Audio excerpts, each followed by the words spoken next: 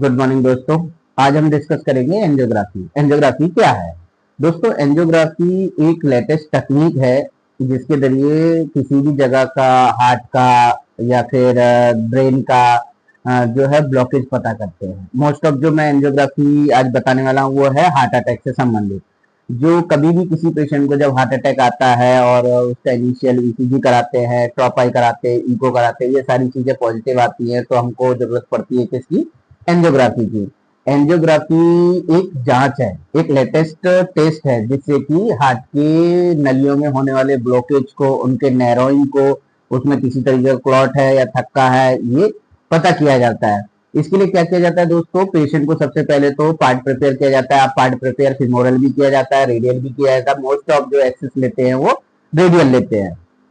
Patient को cath lab में shift किया जाता है। कैथ लैब एक ऑपरेशन थिएटर है जो कि कार्डियोलॉजिस्ट के अंडर में रहता है। ठीक है, वहां पे जो मशीन होती है उसके नीचे पेशेंट को क्या किया जाता है? लिटाया जाता है और रेडियल एक्सेस लिया जाता है। यहाँ से क्या होता है? यहाँ से रेडियल एक्सेस लेते हैं और यहाँ से एक कैथेटर को अंदर डालते हैं जो कि यहाँ से होते हुए, रेडियल होते हुए हार्ट तक पहुंचता है।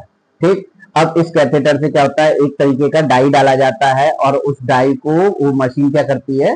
फोटो खींचती है, वीडियोस बनाती है, जिससे कि हार्ट में जो तीन नलियां हैं, तीनों नलियों में जैसे ही डाई जाता है तो वो ब्लैक ब्लैक ब्लैक ब्लैक क्या होता है? नजर आता है।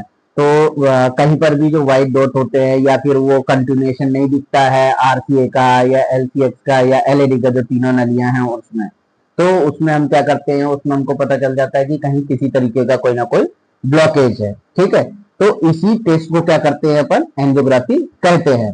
ठीक, अब एंजियोग्राफी इसलिए किया जाता है क्योंकि किसी तरीके का कोई हार्ट में ब्लॉकेज तो नहीं है जिसको खोलने की जरूरत पड़ सकती है, जिसको आगे जिस प्रोसेस को बोलते हैं उसको बोलते हैं एंजियोप्लास्टी। ठीक, एंजियोप्लास्टी के बारे में मैं नेक्स्ट वीडियो में बताऊंगा। इसके अलावा जो एंजियोग्राफी होती है वो सर दोस्तों ब्रेन की भी होती है। ब्रेन में भी सेम ऐसे ही करते हैं, यहाँ से या फिमोरल जो है एक्सेस लेते हैं और ब्रेन तक वो कैथेटर डालते हैं और वहां पे फिर डाई को डाला जाता है और ब्रेन का फोटो लिया जाता है।